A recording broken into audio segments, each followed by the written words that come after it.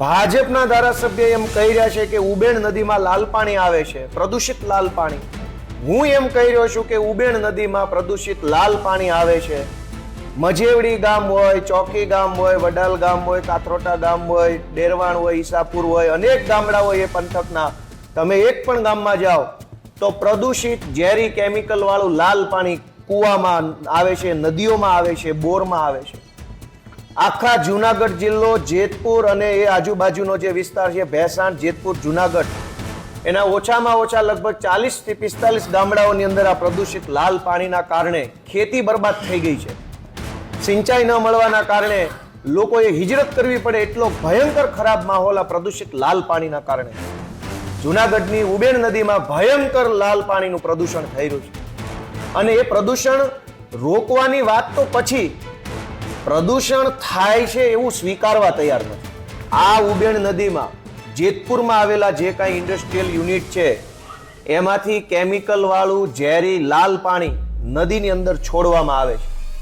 અને આ લાલ પાણીના કારણે વિસાવદર મત વિસ્તારના કેટલાક ગામડાઓ, વડાલ, ચોકી આસપાસના બધા ગામડાઓ અને જુનાગઢ મત વિસ્તારના મજેવડી અને એ બધા જે ગામડાઓ આવેલા છે એ ગામડાઓના કૂવામાં, બોરમાં, જમીનની નીચેથી લાલ પાણી આવે છે, કેમિકલ વાળું ઝેરી, પીવા લાયક પણ નહીં, સિંચાઈ લાયક પણ નહીં. તાજેતરમાં જ ગાંધીનગર ખાતે વિધાનસભા સત્ર ચાલી રહ્યું છે અને આ સત્ર દરમિયાન પ્રશ્નોત્તરી કાળમાં જે દરેક ધારાસભ્યો દ્વારા પોતાના મંતવ્યો રજૂ કરવામાં આવતા હોય છે, કેટલાક પ્રશ્નો પોતાના મત વિસ્તારમાં મૂકવામાં આવતા હોય છે અને તે જ દરમિયાન ક્યાંક ને ક્યાંક સત્તા પક્ષ અને વિપક્ષની વચ્ચે આરોપ પ્રત્યારોપનો દોર પણ ચાલતો હોય છે. અને તે વચ્ચે જ આમ આદમી પાર્ટીના વિસાવદરના ધારાસભ્ય ગોપાલ ઇટાલિયાએ એક પ્રશ્ન ઉઠાવ્યો છે. તે જ મુદ્દે ચર્ચા કરવી છે આજે આ વિડીયોમાં. નમસ્કાર, સ્વાગત છે આપનું ક્રાંતિ માર્ગમાં અને હું છું મિક્ષુ ઠક્કર આપણી સાથે.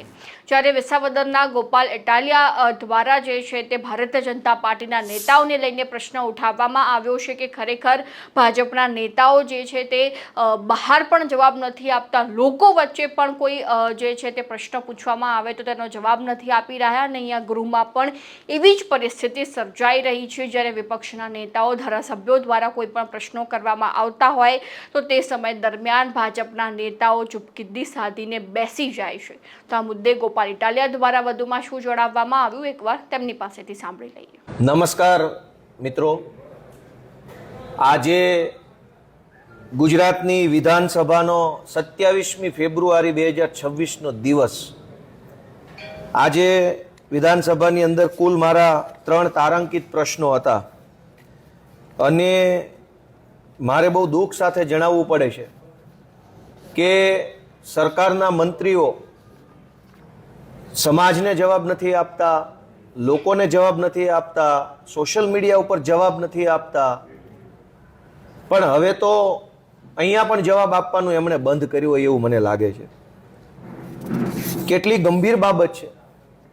આજે મારો 98 નંબરનો પ્રશ્ન છે, મારા મત વિસ્તારનો પ્રશ્ન છે, વિસાવદર અને જુનાગઢ જિલ્લા બંનેનો પ્રશ્ન છે. એમાં મેં એવું પૂછ્યું કે જુનાગઢ જિલ્લામાં ઉબેણ નદી આવી છે. આ ઉબેણ નદીમાં જેતપુરમાં આવેલા જે કાંઈ ઇન્ડસ્ટ્રીયલ યુનિટ છે એમાંથી કેમિકલ વાળું ઝેરી લાલ પાણી નદીની અંદર છોડવામાં આવે છે. અને આ લાલ પાણીના કારણે વિસાવદર મત વિસ્તારના કેટલાક ગામડાઓ, વડાલ, ચોકી આસપાસના બધા ગામડાઓ અને જુનાગઢ મત વિસ્તારના મજેવડી અને એ બધા જે ગામડાઓ આવેલા છે એ ગામડાઓના કૂવામાં, બોરમાં, જમીનની નીચેથી લાલ પાણી આવે છે, કેમિકલ વાળું ઝેરી, પીવા લાયક પણ નહીં, સિંચાઈ લાયક પણ નહીં. અત્યારે આજની સ્થિતિએ અમારા આમ આદમી પાર્ટીના કાર્યકર્તાઓ છેલ્લા 10 દિવસથી આ ઉબેણ નદીમાં લાલ પાણીનો જે પ્રશ્ન છે એમાં ધરણા કરી રહ્યા છે. એનાથી એક સ્ટેપ આગળ કે હમણાં 1.5 વર્ષ પહેલા જૂનાગઢના ભાજપના ધારાસભ્ય માનની સંજયભાઈએ જૂનાગઢ જિલ્લા સંકલન સમિતિમાં પણ આ લાલ પ્રદૂષિત પાણીનો મુદ્દો ખૂબ તાકાતથી ઉઠાવ્યો હતો. ભાજપના ધારાસભ્ય એમ કહી રહ્યા છે કે ઉબેણ નદીમાં લાલ પાણી આવે છે, પ્રદૂષિત લાલ પાણી. હું એમ કહી રહ્યો છું કે ઉબેણ નદીમાં પ્રદૂષિત લાલ પાણી આવે છે. મજેવડી ગામ હોય, ચોકી ગામ હોય, વડાલ ગામ હોય, કાથરોટા ગામ હોય, ડેરવાણ હોય, ઈસાપુર હોય, અનેક ગામડા હોય એ પંથકના.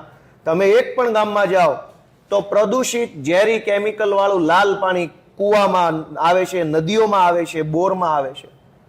પણ સરકારને, ભાજપને મેં આજે પૂછ્યું કે ઉબેણ નદીમાં લાલ પાણી પ્રદૂષિત આવે છે, તો બેશરમ થઈને વિધાનસભાની અંદર ના લખીને મને આપી ના. ઉબેણ નદીની અંદર તો પવિત્ર ગંગાના પાણી જેવું તાજું તેલ જેવું ચોખ્ખું ચણાક પાણી આવે છે. ડોળું પાણી નહીં, કેમિકલ વાળું પાણી નથી આવતું. આખા જુનાગઢ જિલ્લો, જેતપુર અને એ આજુબાજુનો જે વિસ્તાર છે, ભેસાણ, જેતપુર, જુનાગઢ, એના ઓછામાં ઓછા લગભગ 40 થી 45 ગામડાઓની અંદર આ પ્રદૂષિત લાલ પાણીના કારણે ખેતી બરબાદ થઈ ગઈ છે. સિંચાઈ ન મળવાના કારણે લોકોએ હિજરત કરવી પડે એટલો ભયંકર ખરાબ માહોલ આ પ્રદૂષિત લાલ પાણીના કારણે. તેમ છતાંય વિધાનસભામાં સરકારે ના પાડી કે પ્રદૂષિત લાલ પાણીનો કોઈ પ્રશ્ન જ નથી. ભાજપના ધારાસભ્ય કહી રહ્યા છે, તેમ છતાંય ભાજપની સરકાર ના પાડે છે. બીજી વાત કે મેં એમ પૂછ્યું કે આ ઉબેણ નદીમાં પ્રદૂષણ વાળું લાલ પાણીની ફરિયાદ સરકારને કેટલી મળી? તો સરકાર કે કોઈ ફરિયાદ નથી મળી. અરે લોકો ઉપવાસ ઉપર બેઠા છે, ધરણા ચાલુ છે, રેલીઓ ચાલુ છે, સોશિયલ મીડિયાની અંદર લોકો કેટલો વિરોધ કરી રહ્યા છે, પણ સરકારે મને લખીને આપ્યું કે એકેય ફરિયાદ અમને મળી નથી. આ કેટલી બધી શરમની બાબત કહેવાય કે એક બાજુ વિધાનસભાની અંદર ભાજપની આખી સરકાર વંદે માતરમના ગાન ઉપર આખું 60 મિનિટની ચર્ચા લઈ આવ્યા. વંદે માતરમ જે આપણું રાષ્ટ્રગાન છે, એ રાષ્ટ્રગાનની અંદર મલયજ શીતલામ શબ્દ છે.